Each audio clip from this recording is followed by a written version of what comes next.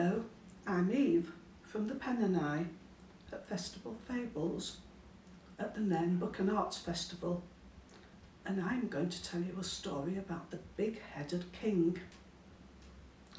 It was a long time ago that a king lived in Nairn, but next time you go to play on the beach, I want you to look for signs that he was there. If you look very carefully, you may find some tiny pieces of the king's crown in the sand. His crown was very bright gold, and it had jewels all around. You won't find the whole crown on the beach, because many years ago, when the king lived in a huge castle on the links, his crown was broken into little pieces, and some of it disappeared into the sea. I'm going to tell you how it happened. The king was very proud of being a king and very proud of his crown. He was only supposed to wear the beautiful crown for very special occasions, but the king didn't do as he was told, and he wore his crown every day, and certainly every time someone came to visit him in his castle. He would not let anyone touch his crown, and certainly not wear it. The king boasted about everything that he did.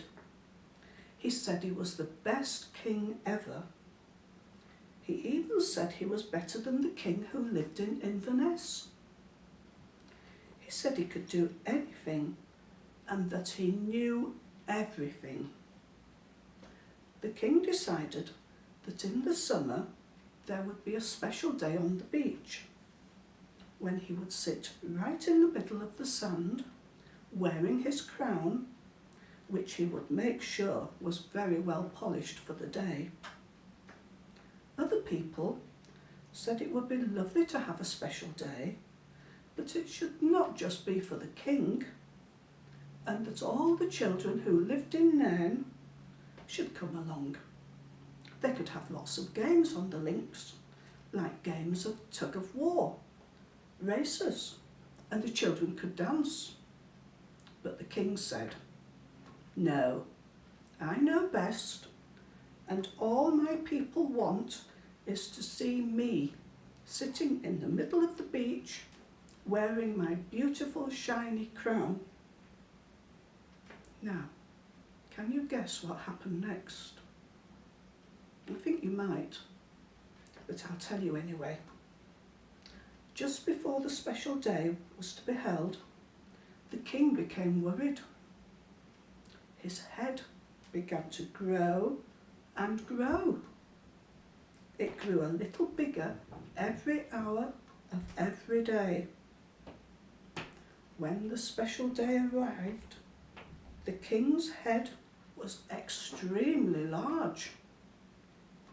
He tried to squeeze his big head into the crown, but however much he squeezed, it would just not fit.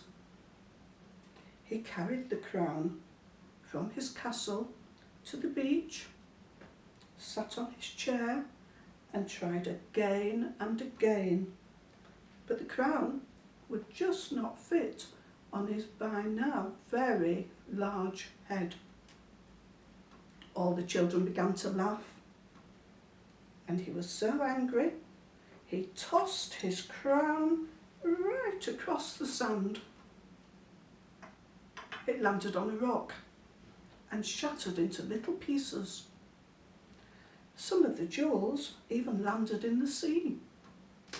The children laughed and ran up onto the links where they played games and danced. And that is why next time you're on Nairn Beach, you might, if you're very lucky, find some tiny pieces of the big-headed king's crown. Also, that is why every August we have Nairn Games on the links, when the children can run races and dance. you've enjoyed my story about the big-headed king. Don't forget to look on Name Beach next time you're there. Good night.